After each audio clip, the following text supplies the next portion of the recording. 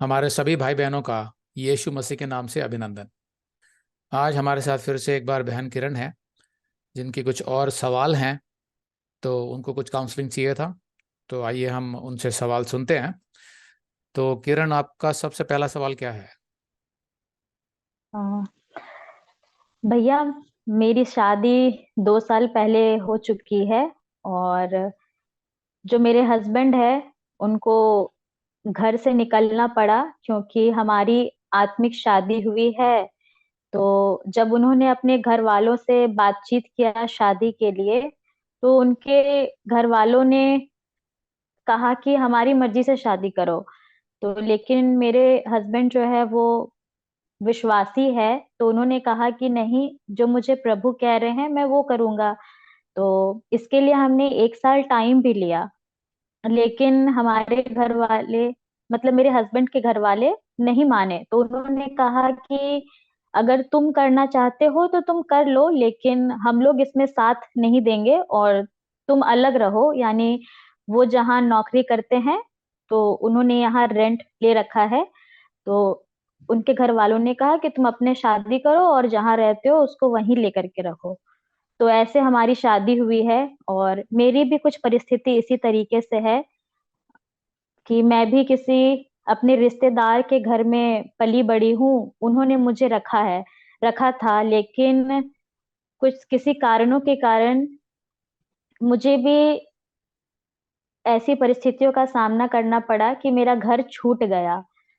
तो अब जब हमारे साथ कोई नहीं है, ना मेरे हस्बैंड के घर वाले और ना ही मेरे घर वाले, तो हमारे साथ अब कोई फैमिली वाले सपोर्ट में नहीं है।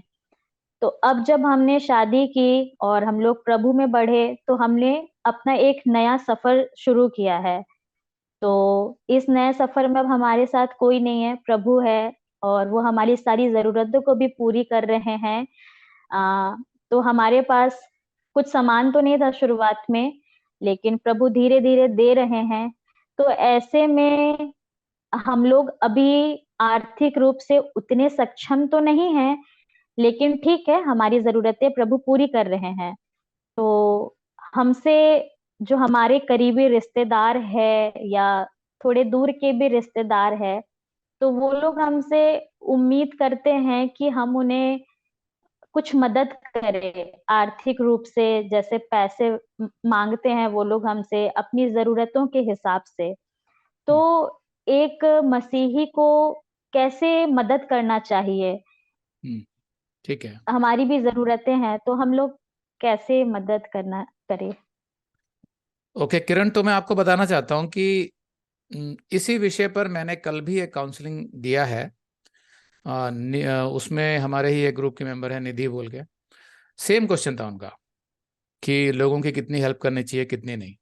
तो यहाँ पर कुछ बातें मैं स्पष्ट कर देना चाहता हूँ, हालांकि ये सब बातें मैंने अपने मैसेजेस में क्लियर किया हुआ है कि जब एक आदमी या औरत या लड़का या लड़की मसीह में आते हैं, तो होता क्या है कि वो संसार से अलग हो जाते हैं। क्यों हो जाते हैं? क्योंकि उनके अंदर तो पवित्र आत्मा आ गया और वो तो परमेश्वर से जुड़ गए, सृष्टिकर्ता से जुड़ गए, सच्चे परमेश्वर से जुड़ गए।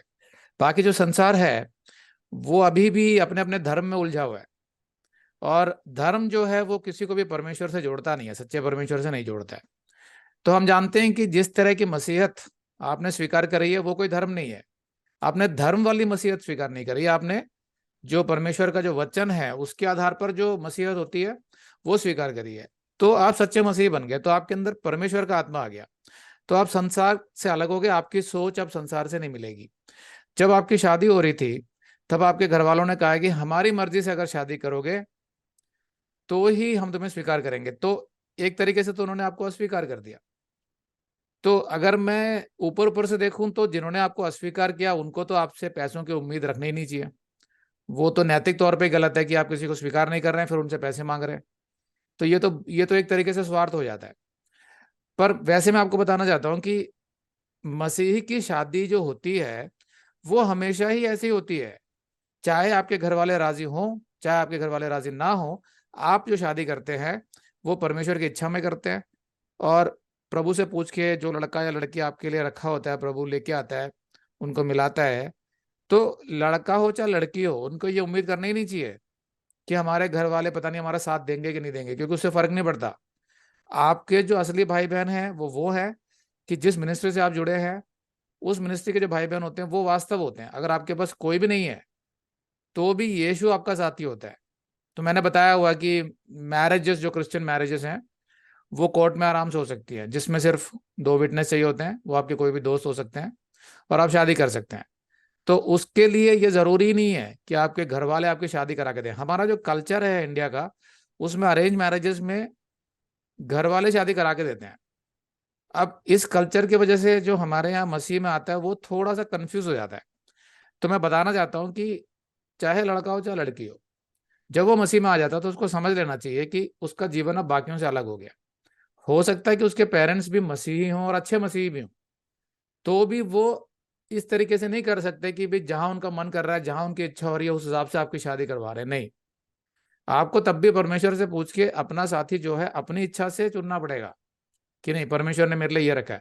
आपके घर वाले आपको सजेस्ट कर सकते हैं, आपको हेल्प कर सकते हैं एक पार्टनर ढूंढने में, कॉन्टैक्ट्स के थ्रू, लेकिन फैसला जो है वो मसीही का खुद का होना चाहिए, चाहे वो लड़का हो चाहे लड़की।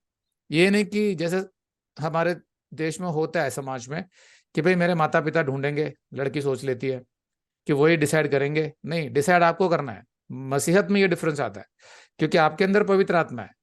और हो सकता है कि आपके माता पिता चाहे वो कितने भी अच्छे क्यों ना हो, लेकिन ये भी हो सकता है कि वो अपने किसी सोच में आपकी शादी कहीं फिक्स कर रहे हो, वो आपकी सही शादी नहीं होगी।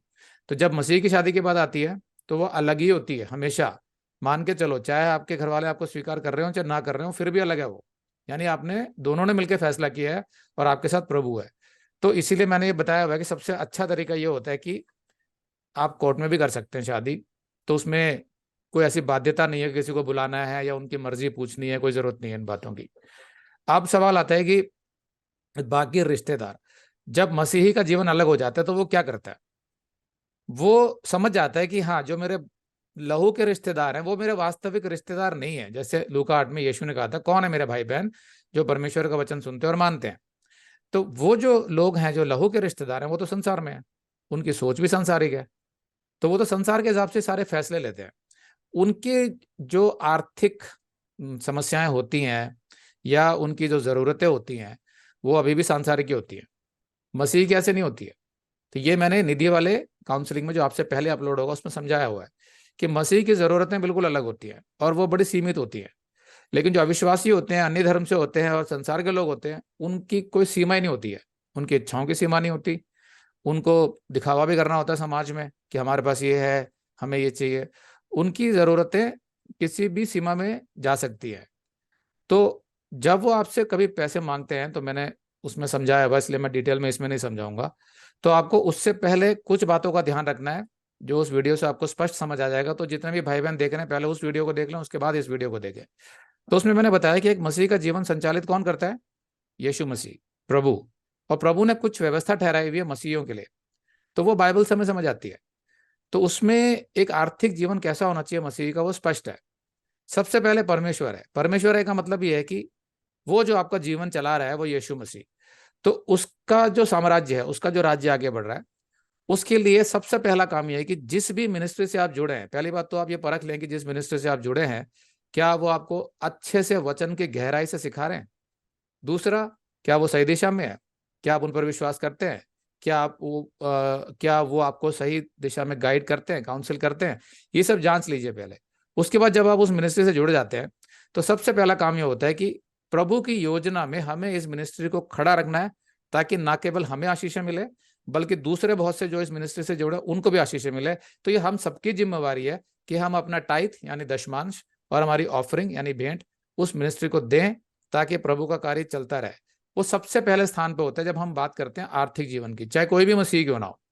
तो दशमांश मैंने उसमें डिटेल में समझाया हुआ। दशमांश का मतलब ये होता है कि आपकी जो सैलरी है, समझ लो 10,000 रुपए की, तो उसमें से 1,000 रुपए निकाल के पहले प्रभु के काम के लिए मिनिस्ट्री को दे दिए।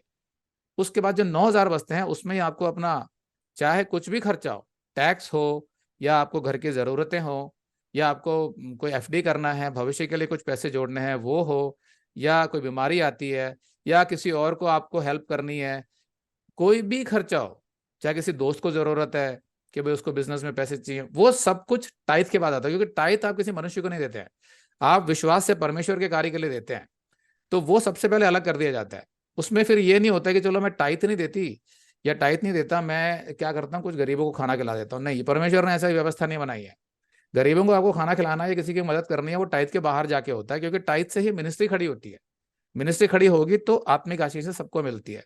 तो सबसे पहले परमेश्वर का स्थान है, उसका पैसा उसको दे दिया।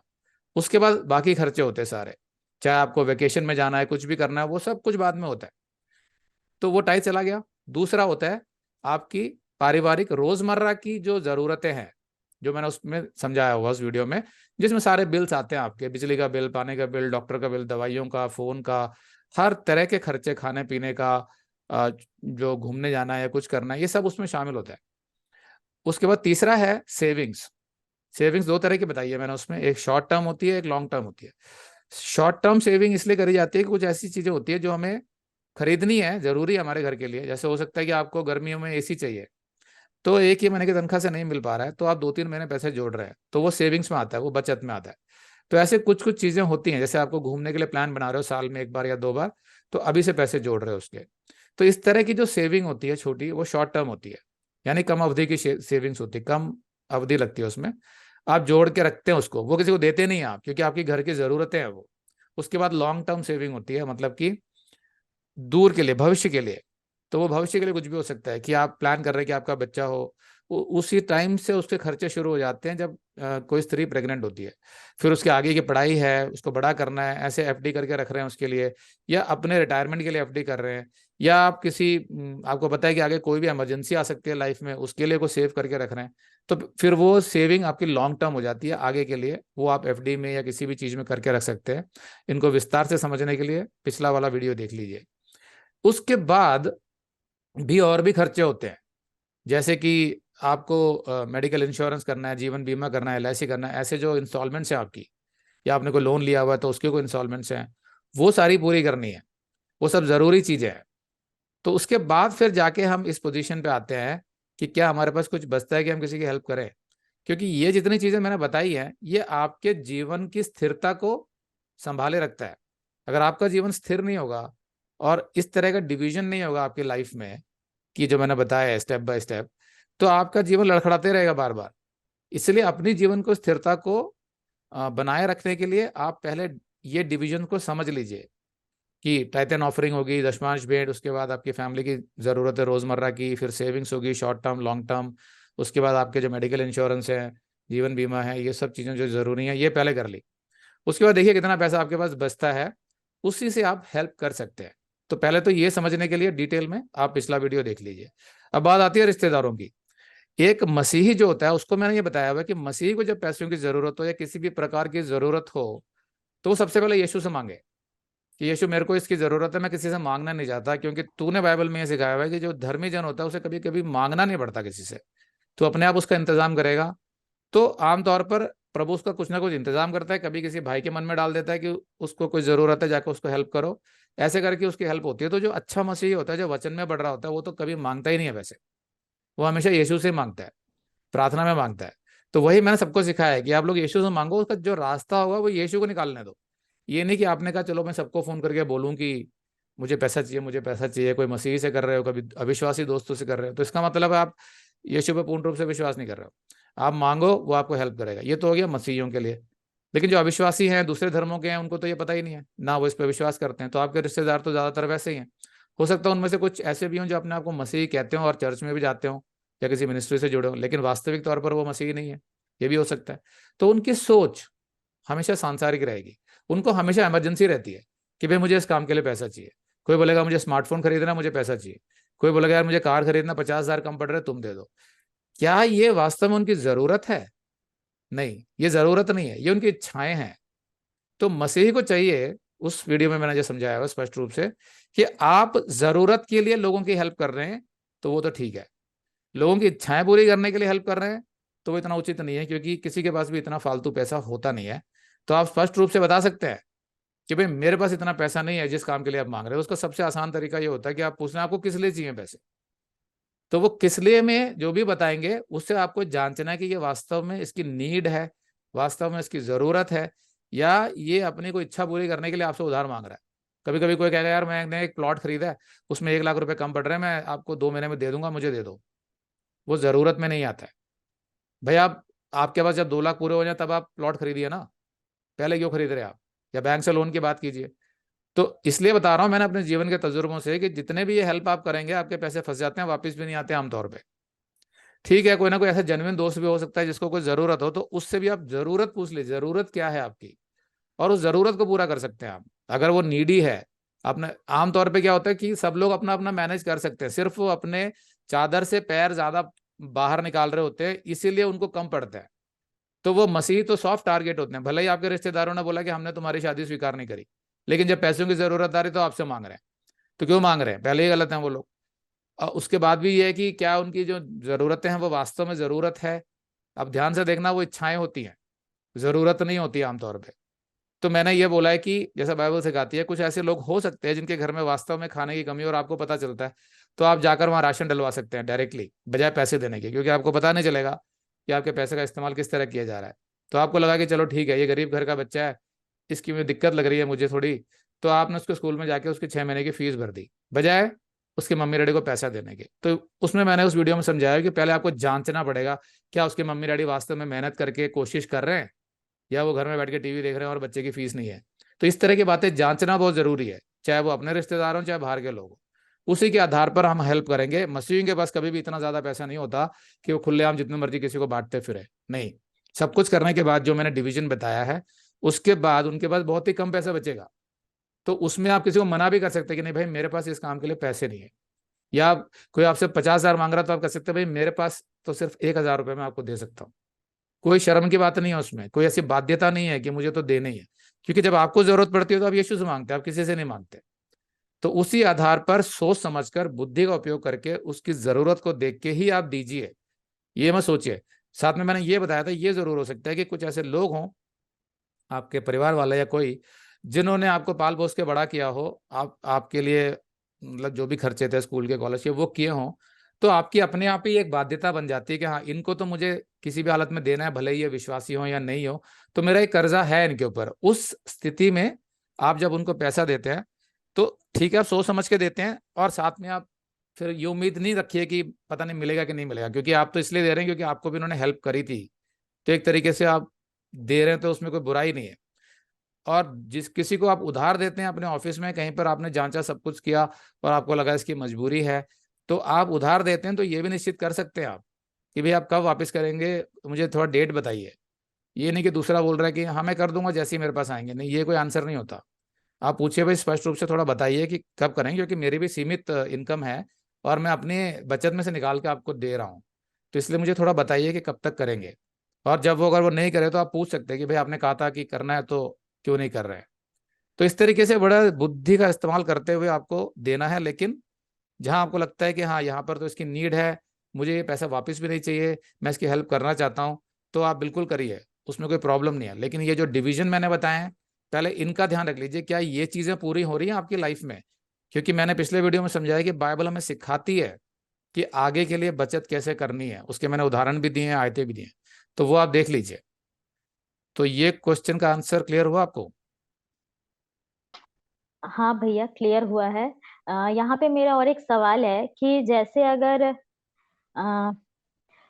अगर हमसे जो पैसे मांग रहे हैं, अगर जैसे हम मतलब मैं और मेरे हस्बैंड, अगर हम लोग कुछ बजट बनाते हैं कि हम लोग साल भर में किसी जरूरतमंद को हम लोग इतने रुपए देंगे, तो अगर उस समय से पहले, यानी जितने हमारे पास पैसे हैं, तो अगर कोई और जरूरतमंद है और वाकई हम लोग उसको पर्सनली जानते हैं, अगर हमने उसको पैसे दे दिए सारे इमरजेंसी में, जो हमारा एक बजट था, क्योंकि हमारे पास सब बजट तैयार होता है, हम लोग ऐसा प्लान करते हैं, तो अगर वो पैसा निकल गया है, उसके बाद अगर हमसे कोई पैसे मांग रहे हैं, तो फिर तो वो हमारा सेविंग से जाएगा। तो अगर जब हमारे सेविंग्स भी इतने नहीं है, तो फिर हम लोग उनकी हेल्प कैसे करें? देखिए, संसार में आप सबकी हेल्प नहीं कर सकते हैं। आपके पास जो आपका प्लान बना हुआ है, आपका फाइनेंशियल प्लान बना हुआ है, उसके बाहर नहीं जा सकते हैं। आपने अगर एक एक अमाउंट निकाला हुआ है कि चलो मैं इससे हेल्प करूंगी, वो भी मैंने बता दिया कि पहले जरूरत जांच लो, पैसे मत दो, कैश मत दो, जरूरत को पूरी करो। अगर कोई हॉस्पिटल में है और उसकी मजबूरी है, आपको पता चलता है, आप जाके हॉस्पिटल का बिल भर दो बजाय उसके हाथ में पैसे पकड़ाने के। क्योंकि कोई भरोसा नहीं आपके पैसों का इस्तेमाल किस तरह किया जाएगा। तो आप कह दो कि मैं भर दूंगी, मैं आ जाऊंगी, वो बोलेगा नहीं मुझे कैश दे दो मैं कर दूंगा, नहीं हम मैं भर दूंगा, कोई दिक्कत नहीं है। क्यों आपसे कैश मांग रहा है वो, क्या नीयत है उसकी? आप जाके डायरेक्टली भी उस काम को कर सकते हैं ना। थोड़ी मेहनत कीजिए, वहां जाइए, कर दीजिए, तो आपको भी तसल्ली रहेगी, और वहां सुसमाचार भी सुना के आइए उसको। वो भी तो आपका काम है ना, सिर्फ पैसे देना तो आपका काम नहीं है, वो तो एक शारीरिक मदद है। उसकी जो आत्मिक मदद है, उसका जो उद्धार होना है, वो भी तो आपका काम है ना। तो उससे बोलो मुझे उसको कुछ यीशु के बारे में बताना भी है, तो मैं आके ही ये कर दूंगा। तो ज्यादातर लोग जो उधार मांगते हैं ना, वो इसमें राजी नहीं होते, क्योंकि उनको कुछ और करना होता है, वो झूठ बोल के भी कभी कभी पैसे मांगते हैं। तो इसलिए जो चले जाते हैं, फिर वो नहीं मांगते आपसे पैसे। तो ठीक है, आपकी मर्जी है। रही बात आपके जो सिचुएशन की, वो मैंने बताया कि ये डिवीजन शायद आपको पहले पता नहीं था कि ये डिवीजन भी जरूरी होता है, या हो सकता है आपने किया भी हो। ये डिवीजन जब सारे पॉइंट्स आपके क्लियर हो चुके हैं, उसके बाद जो अमाउंट बचता है वो फिक्स है। कहने का मतलब है वो आपने खर्च कर दिया, अगर किसी को देने के लिए, चाहे वो 50 रुपये हो, 100 रुपये हो, 500 रुपये हो, वो आपने खर्च कर दिया। उसके बाद कोई इमरजेंसी आती तो फिर आपकी जिम्मेवारी नहीं है ना कि नहीं भाई वो तो हमने किसी को दे दिया, अब नहीं है हमारे पास पैसे। आपको कोई ऐसी कोई बाध्यता नहीं है कि वाह। कहीं से पकड़ के यहाँ से निकाल के लाना ही है, नहीं। मसीह का जीवन पूरा डिस्टर्ब हो जाता है, और संसार की जरूरतें कभी आप पूरी नहीं कर पाएंगे। उसके कोई अंत नहीं है, कोई सीमा नहीं है, क्योंकि वो लालच और स्वार्थ पे चलने वाला संसार है। ठीक है, और अगर कोई इमरजेंसी सच में भी है, तो भी अगर आपके पास नहीं है, तो आप क्या कर सकते हैं? जो हमारी सरकार है वो बजट बनाती है हर चीज के लिए। ऐसा नहीं, अब जैसे बजट बनाया हुआ है, उसी बजट के तहत आपके हस्बैंड को सैलरी मिलती है। कल को वो उस बजट से पार जाके कहीं और पैसा दे देते हैं, और आपके हस्बैंड को बोले कि भाई 6 महीने सैलरी मिलेगी नहीं, क्योंकि हम एक नया कुछ काम कर रहे थे, उसमें इमरजेंसी हो गई थी, तो वो पैसे वहां चले गए।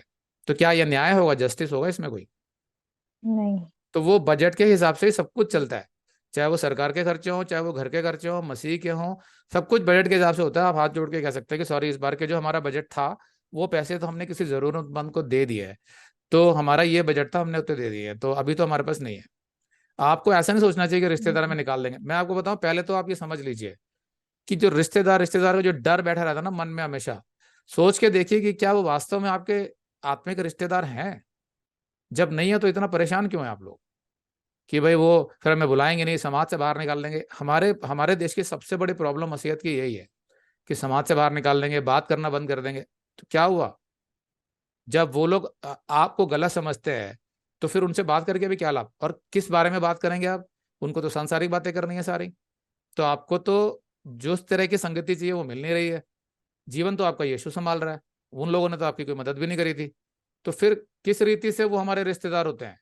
यही बात यीशु ने बिल्कुल स्पष्ट रूप से पूछा था कि कौन है मेरे भाई बहन? वो नहीं है जो शारीरिक रूप में आते हैं, जहां मैं पैदा हुई, या जो मेरे लहू के रिश्तेदार हैं, बल्कि वो जो परमेश्वर का वचन सुनते और मानते हैं, वही है मेरे। क्योंकि वो मेरी बातों को समझेंगे, वो प्रभु के भरोसे चलेंगे, और उनकी बातें वैसी होगी। वो जिसमें सच्चा, मैं सच्चा मसीह इसलिए कह रहा हूँ क्योंकि बहुत सारे झूठे मसीह भी हैं जो चर्च में जाके बैठ जाते हैं। वो भी आपसे उधार मांगेंगे, ये सोच अरे मैं भी तो मसीह हूँ, जय मसीह की, मुझे इतने पैसे चाहिए।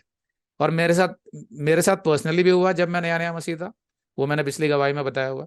दूसरों के साथ भी मैंने देखा है, वो पैसे ले जाते हैं और फिर वापस नहीं करते, और फिर कुछ ना कुछ बहाना बनाते रहते हैं, जैसे सांसारिक लोग होते हैं। तो आपको पहले तो ये पता होना चाहिए जिसको आप दे रहे हैं वो मसीह है नहीं है, उसके आधार पर ही डिसाइड करें। ठीक है, और सच्चा मसीह होगा तो वो मांगेगा नहीं आपसे, वो प्रभु से मांगेगा, और प्रभु उसका रास्ता अपने आप निकालता है। क्योंकि हम लोग भी ऐसे ही करते हैं अपनी मिनिस्ट्री की जरूरतों के लिए, कभी हाँ। किसी को नहीं बताते। हम बोलते हैं प्रभु अपने आप, तुझे पता है कि क्या जरूरत है, किस दिशा में जाना है, तू देगा जो पैसे, उससे चलेंगे, नहीं देगा तो बंद कर देंगे मिनिस्ट्री को, तो हम समझ जाएंगे तू नहीं चलाना चाहता, बात खत्म हो जाएगी। तो किसी से मांगना नहीं पड़ता हमारे को। तो हमने डिसाइड किया हुआ स्टार्टिंग से लेकर कि अपने घर में हो, मिनिस्ट्री में हो, मांगने का कोई अर्थ ही नहीं है। जब परमेश्वर मेरा पिता है, उसको मेरी जरूरतों का पता है, वो अपने आप ही मेरे को मदद का अरेंजमेंट कर देगा। तो आपको थोड़ा ना बड़ा सावधानी रखनी पड़ेगी इस बात में, कि नहीं किसी ने मांगा तो अरे इसको देना पड़ेगा। कभी मन में आता है ये बुरा सोचेगा मेरे बारे में, भावनाएं आ जाती हैं कि पता नहीं कितनी जरूरत है।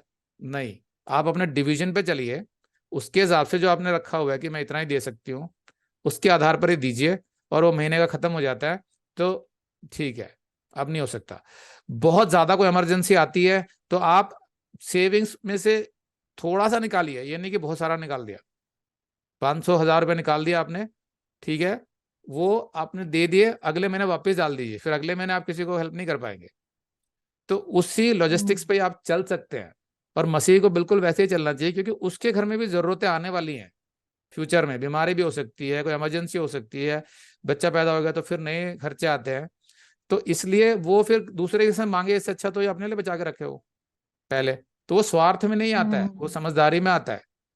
मेडिक्लेम, LIC, ये सब चीजें, अपनी जो लाइफ है, परमेश्वर आपको पैसे क्यों दे रहा है?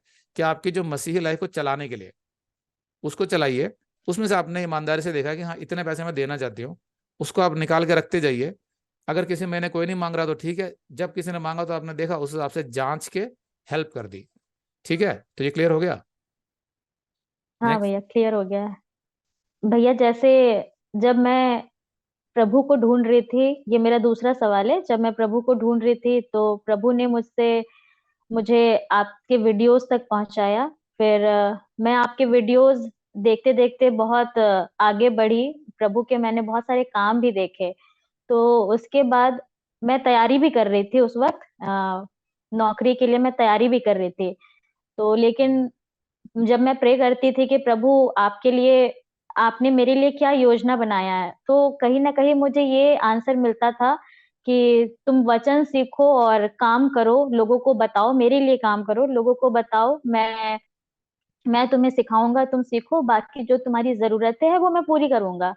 तो तब तो मुझे भी घर से निकाल ही दिया गया था। तो उसके बाद में मैंने डिसाइड किया कि मैं भी आपके वीडियो सारा देखूंगी और सीखूंगी।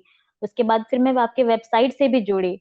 तो मेरे जो, मतलब मैं किसी और के घर में, यानी जो मेरे बड़े पापा यानी ताऊ जी है, उन्होंने बचपन से मुझे अपने घर में रखा है और मेरी वहां परवरिश हुई है। मैंने वहां रह के अपनी पढ़ाई पूरी की है। तो मेरे जो बायोलॉजिकल भाई बहन हैं, तो वो गांव पे रहते हैं और मैं अपने ताऊजी के साथ में शहर आ गई। तो मेरे जो ताऊजी लोग हैं वो लोग भी कभी गांव नहीं जाते थे, और वो मेरे जो अपने रियल मम्मी पापा है वो लोग भी कभी गांव नहीं आते थे। हम्म। तो वो लोग जो है, मेरे रियल मम्मी पापा, वो लोग काफी गरीब भी है, और मेरे पापा जो है वो थोड़े पैर से विकलांग है और उनमें मानसिक बुद्धि की कमी भी है थोड़ी। और तो जैसे सभी लड़ाई झगड़ा होता है, वो वैसा भी बहुत कुछ होता था। तो वहां भी बहुत सारी परिस्थितियां हैं। तो मेरे जो रियल भाई बहन है वो लोग भी काफी गरीबी में पले बड़े, उनकी पढ़ाई ठीक ढंग से हुई नहीं। तो लेकिन सब बड़े हो गए हैं। तो जो मेरे सबसे छोटे भाई बहन हैं, तो मेरे जो रिश्तेदार है यानी मेरे अपने साइड से, तो वो लोग मुझे कहते हैं कि तुमको भी किसी तरीके से मतलब रखा और पाल पोस के बड़ा किया, पढ़ा लिखा दिया, तो तुम भी नौकरी करो और तुम भी उनको देखो, ताकि मतलब वो लोग भी तो अच्छे से पढ़ लिख के सेट हो जाएं, उनका जीने खाने का व्यवस्था हो जाए। हम्म। लेकिन अब जब वो लोग इतने बड़े हो गए हैं, हम्म। तो वो बड़े हो चुके हैं, उनकी उम्र कितनी है? 18, सबसे जो छोटा है वो 18 साल तक का है। और बाकी तो उससे बड़े सबकी हैं? अब अपनी अपनी मर्जी है। हाँ, तो सबकी अपनी अपनी मर्जी है, कोई माता पिता के परवरिश में नहीं रहा है, क्योंकि मम्मी हाँ। पापा खुद समझदार नहीं है। तो हम्म। उनका कुछ वैसा गाइडेंस भी नहीं मिला है, तो सब अपने मन मर्जी के मालिक है, कोई किसी का नहीं सुनता है और सब खुला है। तो फिर मैं कैसे उनको बोलूं कि तुम ये करो वो करो, वो तो कभी सुनेंगे ही नहीं। तो मेरे जो रिश्तेदार है उनको लगता है कि तुम्हारे तो खर्चे हैं नहीं ना, अभी फिलहाल बच्चे हैं ना कोई है, तो तुम अपने किसी हम्म। भाई बहन को रख लो। ठीक है। तो अब मैं आपको यहाँ क्लियर कर देता हूँ। उनको तो ये पता ही नहीं है कि आत्मिक जीवन क्या होता है। उनको तो ये पता ही नहीं है कि हस्बैंड वाइफ की एक आत्मिक लाइफ क्या होती है। जब वो शादी कर लेते हैं और उनके बच्चे हो जाते हैं तो उनके एक आत्मिक परिवार बनता है। उनको तो ये पता है कि शारीरिक रिश्ते होते हैं, इसको रख लो उसको रख लो। उनको ये पता ही नहीं कि जब कोई आपका भाई या बहन जो इस उम्र उम्र में आ चुके हैं, 18-20 साल के, जब आपके घर में आएंगे रहने के लिए, तो आपकी आत्मिक लाइफ किस तरह से डिस्टर्ब होने वाली है। ये मैंने बताया हुआ है कि वो संभावना बहुत ही कम होती है कि आप उसको संभाल कर रख पाओ, क्योंकि वो सांसारिक है। तो इसलिए वो जिम्मेवारी, और वो भी एक बच्चा नहीं है, वो बड़ा है, 18-20 साल। तो उसको तो नौकरी करना चाहिए, या अगर वो पढ़ाई भी कर रहा है तो भी पार्ट टाइम कर सकता है कुछ जॉब, या ट्यूशन पढ़ा सकता है और अपनी कमाई कर सकता है। नहीं तो इस उम्र में ज़्यादातर गाँव में लोग कोई ना कोई जॉब करते ही है। तो वो नहीं कर रहे हैं, ये इस बात का सबूत है कि वो करना ही नहीं चाहते। रिश्तेदारों की बात, उनकी सलाह मानना छोड़ दीजिए, मैं साफ बोल रहा हूँ। क्योंकि वो रिश्तेदार तो कुछ जानते ही नहीं है बाइबल के बारे में, ना मसीह के बारे में। आपका आप ही का एक परिवार है जो उस पूरे रिश्तेदारी में एक सही दिशा में चल रहा है, तो उनको वो भी खटकता है कि भाई इनको किसी तरीके से इन पर कोई लोड डाला जाए, कोई बर्डन डाला जाए, कोई बोझ डाला जाए। नहीं, उनको सहन नहीं होता ये कि आप और आपके पति जो है आराम से एक जीवन बिता रहे हैं प्रभु की सेवा में, वो उनको पसंद नहीं आता। तो वो कोई ना कोई अपना बोझ आप पे डालना चाहेंगे। आपने प्रार्थना पूर्वक जब प्रभु से पूछा तो प्रभु ने बोला मेरा वचन सीखो और लोगों को बताओ, तो वो आपने किया भी है, क्योंकि मैंने देखा है कि आपने अच्छे से हमारे सारे वीडियोस देखे हैं, समझे हैं। आपने उस समय को व्यर्थ नहीं किया है कि भाई मैं खाली बैठूंगी टीवी देखूंगी, ऐसा कुछ नहीं किया आपने। आपने प्रॉपर उसकी पढ़ाई करी है, वेबसाइट से भी पढ़ रहे हैं और इससे भी पढ़ रहे हैं और लोगों को सुना भी रहे हैं। तो आप अपना वो कार्य कर रहे हैं। अगर बच्चे होने से पहले प्रभु ने आपके लिए कोई जॉब रखी होती तो वो बता देता, तो आप कर लेते उस जॉब को। तभी भी मैं ये कहूंगा कि ये जॉब आप अपने लिए कर रहे हो, अपनी फैमिली के लिए और अपने फ्यूचर के लिए, अपने बच्चों के लिए, ये नहीं कि रिश्तेदारों के लिए आप जॉब कर रहे हो। वो संसार का लालच है, जहां रिश्तेदार जो हैं वो कोशिश ये रहती है कि भाई जब तक इनमें जान है जितना खींच सकते खींच लो। वो एक मेंटालिटी जो है वो संसार में हर जगह पर है, कोई भी, चाहे वो रिश्तेदार हो, सास ससुर हो, कोई भी हो। तो मसीह को बड़ा सतर्क हो जाना चाहिए कि भाई मेरे ये रिश्तेदार नहीं है, पहले तो समझ रहे थे। उसके बाद जो भी सलाह वो देते हैं आप सुन लो, ठीक है, लेकिन फैसला आप बाइबल के हिसाब से करोगे, वचन के हिसाब से करोगे, प्रभु से प्रार्थना में देख के करोगे। तो आपकी कोई ऐसी बाध्यता नहीं है कि उनको पालना है, रखना है, ऐसा कुछ नहीं है। आपको किसी ने रखा तो इसका मतलब है कि जो भी बड़े पापा थे उनके प्रति आपकी एक बाध्यता ये तो बनती है कि उनको कोई जरूरत हो तो उनकी मदद करनी है, चाहे वो फाइनेंशियल हो या कुछ भी हो। लेकिन अपने परिवार को तोड़ के नहीं करनी है कि हमने अपना सब कुछ बेच दिया उनकी मदद करने के लिए, उस लेवल पे नहीं जाना आपको। जितना हो सकता है कि आपका परिवार चल रहा है और उसके हिसाब से करना है। अगर कोई माँ बाप बच्चों को पालते हैं तो इसलिए नहीं पालते कि बड़ा होके फिर ये मुझे देखेगा इसलिए मैं पाल रहा हूँ, नहीं, वो तो अपने प्रेमवश पालते हैं और आप भी पालेंगे, तो वो एक अलग बात होती है। लेकिन अपनी तरफ से आप कर सकते हैं कि चलो ठीक है, हमें थोड़ी सी इनकी मदद करनी चाहिए, इन्होंने पाला था, ये बुजुर्ग हो गए हैं, तो ऐसा है। तो वो भी तब जब उनको जरूरत हो, ऐसा लगता है आपको तो, वरना उसकी भी जरूरत नहीं है। जहां तक ये वाली बात है कि भी हम, आपको भी किसी ने रखा था, वो एक अलग कंडीशन है, उसको इसके साथ नहीं मैच किया जा सकता। कि आपको भी किसी ने रखा था तो आपको भी अपने भाई बहनों को रखना है, उनका करना है। आप पहले ये देखो कि आपका भाई या बहन जो भी है जिसकी आप कुछ मदद करना चाहते हैं, जो मैंने डिवीजन बताया, उसके बाद आपने कुछ पैसा निकाल के रखा है मदद करने के लिए, क्या उसका सही इस्तेमाल करेंगे वो, ये एक सवाल है। अगर वो कहता है कि मैं कंप्यूटर का कोर्स कर रहा हूँ और मेरे पास अभी पैसे नहीं है, दीदी आप एक काम करो, आप इसके जो है 2,000 रुपये 3,000 रुपये भरने हैं, क्या आप भर दोगे? तो आप जाके देखो कि हाँ भाई वो कर रहा है, तो उसके मंथली इंस्टॉलमेंट क्या क्या वो वास्तव में करेगा, उस हिसाब से उसकी मदद कर सकते हैं आप। कि चलो भाई ये कुछ अच्छा काम करने जा रहा है, नौकरी करने जा रहा है, उसका कुछ भला हो जाएगा, उस हिसाब से कर सकते हैं। लेकिन वो बोले कि हाँ भाई हम मदद करते रहो, पैसा देते रहो, किस बात का पैसा? खाने पीने के लिए उसको शरीर मिला हुआ है, उसको नौकरी करनी चाहिए, अपना पैसा खुद कमाना चाहिए उसको। तो ऐसे है, जो आपके मम्मी डैडी है उनको पड़ सकती है, आपके डैडी की जो प्रॉब्लम है उसके हिसाब से थोड़ी सी जरूरत पड़ सकती है उनको, क्योंकि उनको उनकी कोई कमाई नहीं होगी। तो वहां पर आप थोड़ा सा एक अमाउंट निकाल के दे सकते हैं कि भाई मैं, चाहे वो कम ही हो, 500 रुपये हो, लेकिन आप दे सकते हैं कि मैं आपकी हेल्प करना चाहती हूँ। वो तो एक जेन्युइन हेल्प में आएगा। लेकिन जो आपके भाई बहन है उनको रखना या उनको किसी प्रकार से पैसा देना कहीं से भी उचित नहीं है। आपको किसी की बात सुनने की इसमें जरूरत भी नहीं है। तो आप सिर्फ अपने बजट पे चलिए, अपने डिविजन्स पे चलिए। मसीह को बहुत सतर्क रहना पड़ता है क्योंकि नहीं, संसार से हमेशा प्रलोभन आते हैं। एक्चुअली भैया जो मतलब मेरे जो अपने भाई बहन है, जिसमें हम पांच बहन एक भाई है, तो जो मेरा भाई वो डिट्टो मेरे पापा पे ही गया है। जैसे वो विकलांग है तो पैर से ये भी विकलांग है, जैसे मानसिक बुद्धि की कमी है तो ऐसी मानसिक बुद्धि की कमी है, लेकिन हाँ, बदमाशी इशारे पूरे करता है। और गलत काम चोरी ऐसे, क्योंकि वो गांव में रहता है, वो लोग पढ़े लिखे हैं है नहीं, अनपढ़ है, तो वो लोग कुछ करते नहीं है, तो सारे गलत काम करता है। तो अब जो मेरे रिश्तेदार कह रहे हैं कि अब तो तुम अकेली हो, तुम्हारी तो कुछ जिम्मेदारी नहीं है, तो तुम रख लो। मैंने कहा ऐसे कैसे, मेरी तो आत्मिक हम्म। परिवार है तो मेरा। ये चीज मैं बता चुका हूँ कि वो उनको कहने दो, उनके हिसाब से। तुम अकेले अकेले कैसे हो? आपके हस्बैंड के साथ एक रिश्ता है, एक परिवार आप चला रहे हैं, आपका एक जीवन है अपने पति के साथ, चाहे घर में कोई भी ना हो। ये उनको दिखता है कि खाली है तो एक रख लो, क्यों रख लें भाई? आपको अपने पति के साथ समय गुजारना है। जब वो ऑफिस से आते हैं थके आ रहे, आप उनके साथ बैठते हैं, मिलके आप लोग वचन पढ़ते हैं, मिलके आप बातें करते हैं एक दूसरे के, आपका जो प्रेम है वो इसी से बढ़ता है। आगे बच्चा आएगा आपको, तब क्या उसको निकाल देंगे? ये जो तरीके हैं संसार के और समाज के, ये बिल्कुल बाइबल पर आधारित ही नहीं है। आपको अपना परिवार देखना है, सबको अपना अपना परिवार देखना है। मसीहत में भी ऐसा ही है कि एक मसीह बहन दूसरे मसीह बहन को ये नहीं बोल सकती कि मेरे बेटे को तुम रख लो, तुम्हारी तो अभी कोई बच्चा नहीं है। नहीं, वो भी गलत है। तो अपना अपना परिवार सबको देखना है। ठीक है, तो ये जो मेन बात आती है प्रेशर, जो रिश्तेदारों से हमेशा प्रेशर पड़ा रहता है, उसको आप डाइवर्ट करना सीखिए। बोले सॉरी मैं नहीं कर सकती हूँ, और मुझे ना बोला करें इस बारे में। आपको जो सही लगता है बाइबल के आधार पर आप डिसीजन लेते हैं कि हेल्प करनी है तो वो करिए। आपके भाई को चाहिए कि वो सारी बदमाशियां, सारी बुरी आदतें छोड़ के जो सरकार ने जो विकलांगों को जो सुविधाएं दी है उसमें रजिस्टर करे, और आपकी कोई पेंशन है तो वो ले। और सरकार अगर उनको कोई ट्रेनिंग दे रही है या उनके जॉब के लिए कुछ करती है तो उनकी तलाश करे वो। ऐसा नहीं कि सरकार कुछ नहीं कर रही है विकलांगों के लिए, सब कुछ करती है वो, लेकिन आप लोग मेहनत करके उनको ढूंढना चाहिए, या आप भी उनको ढूंढ के हेल्प कर सकते हो। यहाँ जाइए, यहाँ से पेंशन मिलती है और आपके सर्टिफिकेट बनते हैं, तो उसमें क्या होता है आपके ट्रेन में जो यात्रा होती है, कभी फ्री होती है कभी सब्सिडाइज्ड होती है, ये सब भी तो आप लीजिए ना, आपके जीवन के खर्चे बचेंगे। तो वो सब अगर वो नहीं कर रहे हैं, सीधा आपसे बोल रहे हैं कि हमारी जिम्मेवारी संभालो, उसकी कोई आवश्यकता नहीं है। तो बहुत बुद्धिमानी पूर्वक ही आपको ये सब डिसीजन लेने चाहिए, और आपका जो जीवन आपके पति के साथ है वो नहीं बिगड़ना चाहिए। वो सबसे इंपॉर्टेंट है, आगे आपके बच्चे भी आएंगे, आपकी लाइफ डिस्टर्ब नहीं होनी चाहिए।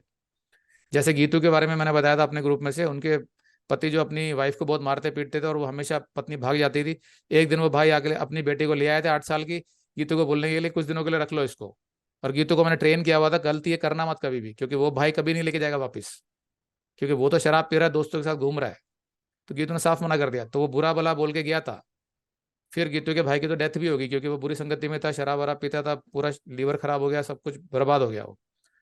तो वो बेटी तो उसने फिर उसके घर वाले ले गए थे लड़की के, लेकिन अगर गीतू ने रखा होता तो सारी जिम्मेवारी फिर गीतू पे आती, फिर उनका अपना जो परिवार चल रहा है वो डिस्टर्ब हो जाता। तो इसलिए उसमें बिल्कुल भी ना पड़े, आपका अपना जो परिवार है उसी में रहें आप। नेक्स्ट। भैया भैया शायद अभी मतलब मेरे पास इसलिए ये क्वेश्चन आते हैं क्योंकि अभी तक मैंने उनको खुल के अपना विश्वास नहीं बताया है, क्योंकि करेक्ट। ऐसा मौका ही नहीं मिला है। मैं प्रार्थना कर रही हूँ बहुत दिनों से कि मुझे कब ये मौका मिलेगा, तो अभी तक ऐसा नहीं हो पा रहा है कि मैं खुल के बताऊं, नहीं, क्योंकि मैं वैसे अपने घर देखिए तो मौके का जाती नहीं इंतजार मत हूँ। कीजिए। आप जब ये फोन वोन आते हैं कुछ आते हैं तो आप बोलिए मैं आप लोगों से मिलना चाहती हूँ और बताना चाहती हूँ कि मेरा विश्वास क्या, उसमें कोई अलग से मौके का इंतजार नहीं करना आपको। जब भी ऐसे प्रेशर आते हैं तो आप अपने हस्बैंड के साथ जाइए और बताइए हमारा यह विश्वास है, हम इस पे चलते हैं। आपका विश्वास अलग हो सकता है, तो कृपया हम पर प्रेशर ना डाला करें, सीधा सीधा बोलना पड़ेगा। ये जो डर आपके मन में बैठा ना कि वो हमें अलग कर देंगे, काट देंगे, बात नहीं करेंगे, उस डर की वजह से भी अब आधी बातें बोल नहीं पाते हैं। वो तो होना ही है जीवन में एक ना एक बार कहीं ना कहीं से। तो उसके लिए मत डरिए, सताव से मत डरिए। मैंने बताया अपने संदेशों में, सताव तो आएंगे ही जब आप सच्चाई बताओगे। बताना प्रेम से ही है, लेकिन बताना है कि भाई हमारा ये विश्वास है, उसके हिसाब से हमारा एक प्लानिंग है घर की, हम उसी हिसाब से चल रहे हैं, कृपया उसमें दखल ना दें, डिस्टर्ब ना करें। जितना भी हमसे हो सकेगा हम अपनी तरफ से करते हैं सोच समझ के। तो आप लोग कृपया उसमें दखल ना दें, ये बोलना पड़ेगा आपको।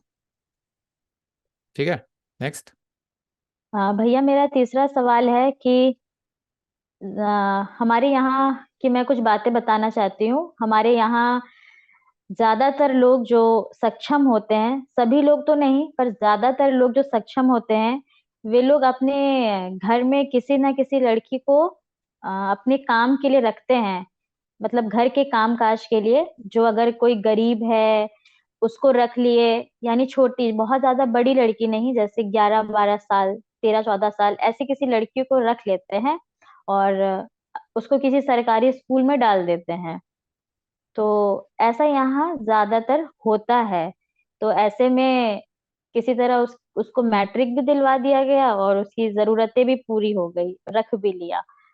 तो क्या ऐसा एक मसीही को करना चाहिए? क्योंकि मेरे दिमाग में भी ऐसा सवाल आता है कि मुझे भी किसी ने रखा था और उन्होंने मुझे पाल पोस के बड़ा किया, तो मेरे दिमाग में भी ऐसा आता है कि मैं भी ऐसा करना चाहती हूँ। प्रभु आपने भी मुझे बहुत कुछ दिया है। कभी कभी शायद मैं भावुक हो जाती हूँ, तो मैं सोचती हूँ कि प्रभु क्या मैं भी ऐसी करना चाहती हूँ, तो मैं भी किसी को रखूं क्या? ऐसा करना चाहिए एक ओके, मसीही को?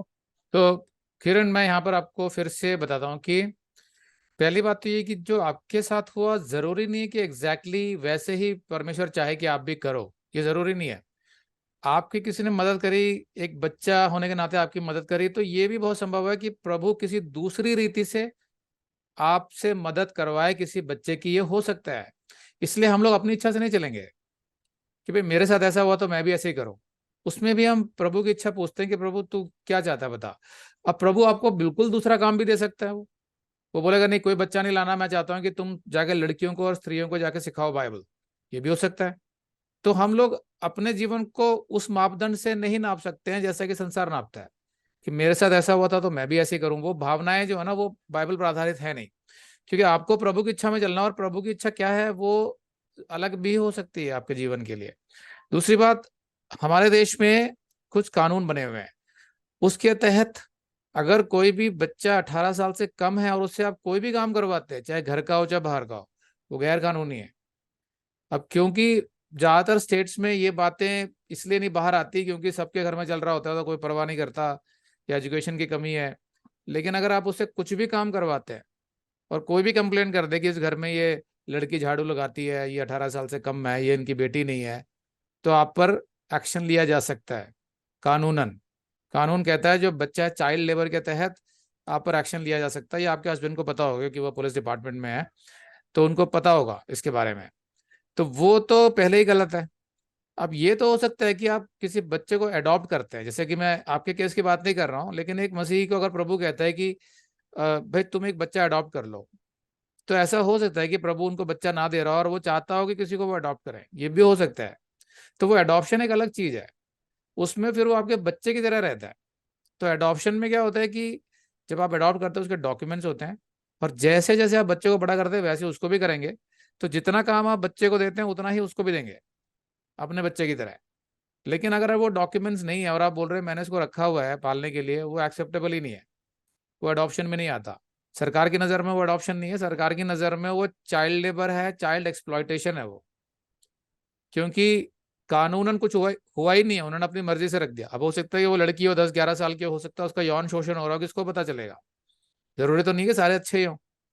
तो इसलिए सरकार ने ये रूल रखे हुए हैं कि वो कानूनन डॉक्यूमेंटेड होना चाहिए हर चीज।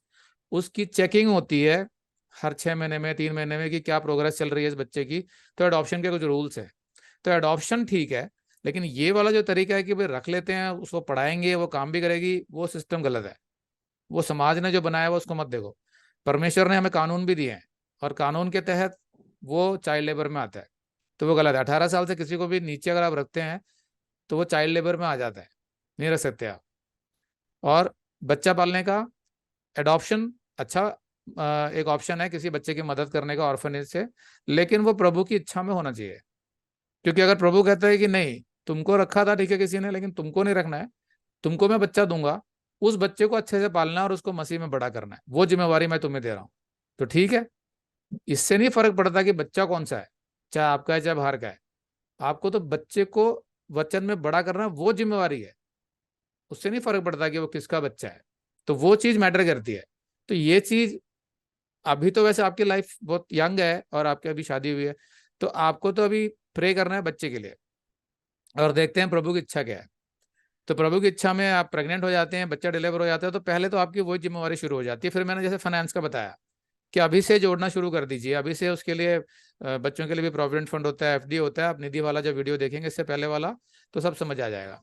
तो वो अभी से अरेंजमेंट करके प्रार्थना पूर्वक अपने बच्चे का, जैसे नॉर्मल होता है हस्बैंड वाइफ का, एक बच्चा होना चाहिए। अगर आपके दिल में ये अच्छा है तो आप प्रार्थना पूर्वक उसकी कोशिश कीजिए। फिर जब प्रभु बच्चा दे देगा उसको बड़ा कीजिए, स्टेप बाय स्टेप चलते हैं हम लोग। तो उसके बाद जब भी 1 साल निकल गया, 2 साल निकल गया, 5 साल निकल गया, बच्चा बड़ा हो रहा है, उसकी स्कूल की जिम्मेवारी हो रही है, और आप प्रभु से पूछते रहेंगे कि मैं दूसरा बच्चा हम लोग करें या कोई आप अडॉप्ट करवाना चाहते हैं, वो बता देगा अपने आप, अपने तरीके से। तो आपको समझ भी आ जाएगा और आपके हस्बैंड भी उसके लिए राजी हो जाएंगे। ये भी बहुत जरूरी है कि दोनों राजी हों, जो भी आप करते हैं, चाहे वो बच्चा पैदा करना हो अपना खुद का, चाहे अडॉप्ट करना हो, दोनों की सहमति होनी चाहिए। ये नहीं कि एक जबरदस्ती कर रहा है दूसरे के साथ, ना हस्बैंड किसी के साथ जबरदस्ती करना चाहिए ना वाइफ करनी चाहिए। तो दोनों सहमति से जब करते हैं तो उस बच्चे को प्यार से बड़ा कर सकते हैं। तो इसलिए उस वाले जीवन को कंपेयर मत कीजिए कि मुझे किसी ने किया था तो मुझे करना है। लेकिन प्रभु की इच्छा में जो होगा वो अडॉप्टेड होगा, डॉक्यूमेंटेड होगा, सरकार के कानून के नियम के आधार पर होगा सब कुछ। तो वो अलग केस है। नेक्स्ट, और कोई क्वेश्चन है किरण? नहीं। ठीक है। नहीं तो भैया, हो ठीक है, गया। तो ये सब बातें जो हैं सभी भाई बहनों के लिए थी, कि हम लोग काउंसलिंग इसीलिए करते हैं यूट्यूब पे, ताकि एक के जरिए दूसरों को भी जवाब मिले। और हमारे देश के जो स्टेट्स हैं अलग अलग, उन सब स्टेट्स के जो समाज हैं उनकी संस्कृतियां इतनी कॉम्प्लिकेटेड हैं कि एक मसीही बड़ा कंफ्यूज हो जाता है। और वो जब वो मसीह में आ भी जाता है तो भी वो प्रेशर चारों तरफ से उसके जीवन में हमेशा बना रहेगा। इसीलिए मैं हमेशा कहता हूँ अपने विश्वास को एकदम स्पष्ट रूप से बताना सीखिए। अपने विश्वास को बताने का मतलब ये कि जो प्रेशर आपके ऊपर आ रहा है ऐसे, उसको आप धकेल के पीछे कर रहे हैं। जब आप सही रीति से बताते हैं मेरा तो ये विश्वास है हम तो ऐसे चलेंगे, तो धीरे धीरे लोग जो हैं भले ही आपसे कट जाएं, लेकिन आप पर दबाव डालना छोड़ देंगे। वो आपको गलत चीजों के लिए बुलाएंगे नहीं, ना भूलेंगे। उससे आपके जीवन में ज्यादा सुख आएंगे। फिर प्रभु क्या करता है कि जैसे आप हमारी मिनिस्ट्री से जुड़े हैं, जैसे मैंने बताया हमारे दूसरे ग्रुप्स बन रहे हैं, ऐसे आपके एरिया में भी बनेंगे, तो वो अपने जैसे लोग देगा संगति के लिए। तो आपको मान के चलना पड़ेगा कि हाँ वो मेरे भाई बहन है। जैसे हम लोग, जैसे दिल्ली का हमारा चल रहा है, दूसरे स्टेट्स में जैसे चल रहे हैं, जो शुरुआत करी है अभी प्रभु ने, तो हम लोग आपके एरिया में भी कोशिश कर रहे हैं। जैसे झारखंड हुआ, छत्तीसगढ़ हुआ, इस एरिया में, तो वो फिर आपके भाई बहन होंगे। आपका जो जीवन है फिर उससे चलेगा। तो जैसे आप सोर्स ट्रेनिंग में देखते हैं हमारे इस ग्रुप में, कि आप देखते हैं ना उसमें किस तरीके से हमारे ग्रुप चल रहे हैं, आप सुनते होंगे ऑडियोस उसमें जो हम डालते हैं, कुछ पिक्चर्स होती हैं, तो वो हाँ आपके सही भैया, भाई हाँ। बहन होते हैं। उस तरह की संगति आपको मिलेगी। पहले हमारे पास भी नहीं थी, 6 साल हमने वेट ही किया है और प्रार्थना ही करते थे कि भाई हमें भी चाहिए, प्रभु कुछ करिए। और ये जितने लोग जुड़े हैं ये भी प्रार्थना ही करते थे। तो आपका भी समय आएगा तो आपको भी मिलेगी। लेकिन जब तक नहीं है तो आप अकेले नहीं हो, आपके साथ आपके पति हैं। प्रभु बोझ के लिए 2 जने भी काफी होते हैं। यीशु मसीह आपके साथ है। प्रभु बोझ तो मसीह अकेला भी ले सकता है, अगर कोई और है ही नहीं उसके पास तो वो यीशु मसीह के साथ मिलकर भी प्रभु बोझ ले सकता है कि प्रभु मैं तो तेरी देह में हूँ, मैं ले रहा हूँ, मैं तेरे बलिदान को याद कर रहा हूँ। तो आप लोगों का तो ऑलरेडी चर्च है 2 जनों का, क्यों, प्रभु आपके बीच में है। हाँ भैया। तो वो उसी वचन में आप जैसे आप खूबसूरती से बढ़ रहे हैं, वीडियोस इकट्ठे देखते हैं, बढ़ते रहिए। और ये सारे प्रेशर को धकेलना सीखिए। जहां जाइए अपने विश्वास को एकदम स्पष्ट कर दीजिए कि भाई हम वैसे मसीह नहीं है जो चर्चों में जाके बैठ जाते हैं, या आपने जितने देखे हैं। हमारा विश्वास ये है। हम ये नहीं कह रहे कि हम आपसे श्रेष्ठ हैं या दूसरों से श्रेष्ठ हैं, लेकिन हम अपना विश्वास व्यक्त कर रहे हैं कि ये हमारा विश्वास है और इसके आधार पर ही हम चलेंगे। इसके आधार पर बहुत सारी बातें हम आपकी स्वीकार नहीं कर सकते हैं, तो भले ही आप जो भी समझे। तो ये आपको प्रेम पूर्वक बताना पड़ेगा। उसके बाद वो जो भी फैसला करते हैं वो उनकी मर्जी है। सारे सवाल बहुत जायज थे आपके, और दूसरे भाई बहनों को भी बहुत लाभ होगा। तो ये काउंसलिंग हम यहाँ पर एंड करते हैं। तो यीशु मसीह के नाम से सभी भाई बहनों का अभिनंदन। आमीन।